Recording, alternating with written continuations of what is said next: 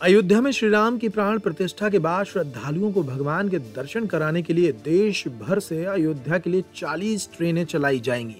ये 26 जनवरी 2024 से 21 फरवरी 2024 तक चलाई जाएंगी। भोपाल से यह ट्रेन 5 फरवरी को 1584 श्रद्धालुओं को लेकर रवाना होगी। 22 कोच की यह ट्रेन पूरी तरह स्लीपर कोच वाली होगी, यानी एक कोच में 72 बर्थ होंगी। इस तरह कुल 1584 लोग इस ट्रेन से अयोध्या रवाना हो सकेंगे। पीएमओ के निर्देश पर रेल मंडल से इस ट्रेन को चलाने का एक प्रस्ताव पश्चिम मध्य रेल जोन के मुख्यालय जबलपुर भेजा गया है। वहां से इस ट्रेन को 5 फरवरी को भोपाल और 7 फरवरी को अयोध्या से वापसी की यात्रा के लिए चलाने की मंजूरी मिल गई है। सिर्फ भोपाल ही नहीं, देश के कई हिस्सों से अयोध्या के लिए सीधी ट्रेनें शुरू की गई हैं। तकरीबन 40 ट्रेनें मध्य प्रदेश के और देश के अलग अलग हिस्सों से अयोध्या के लिए प्रारंभ की जा रही हैं।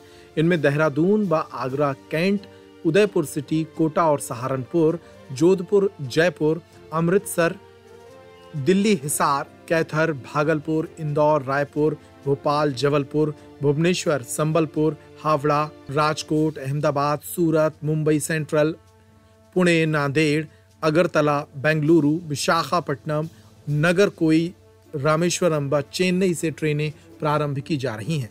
जाहिर है केंद्र सरकार और कई सामाजिक संगठन 22 जनवरी को अयोध्या में होने वाले भगवान राम मंदिर के भव्य शुभारंभ की तैयारियों में जुटे हैं, तो इसके बाद देश भर से यात्री जब अयोध्या पहुंचेंगे तो उनकी व्यवस्थाओं के लिए रेलवे भी अपने तरफ से प्रयास कर रहा है।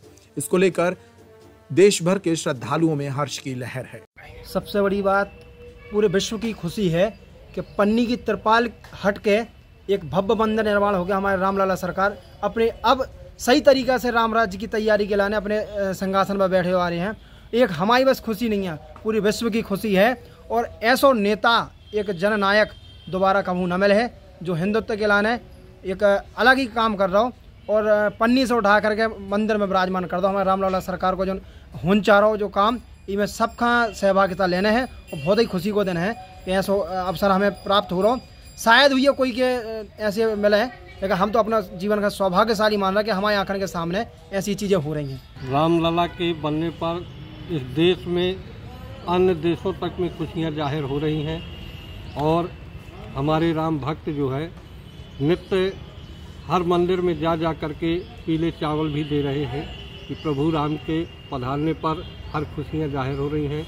कोई दीपों से उत्सवों से जला करके प्रफुल्लित हो रहा है, कोई माला पहना करके प्रफुल्लित हो रहा है, कोई मीठा प्रसाद आदि बांट करके प्रफुल्लित हो रहा है। 500 वर्षों के संघर्ष के बाद हमने पुनः रामलला को उनके स्थान पर विराजित करने का यह सौभाग्य प्राप्त किया है।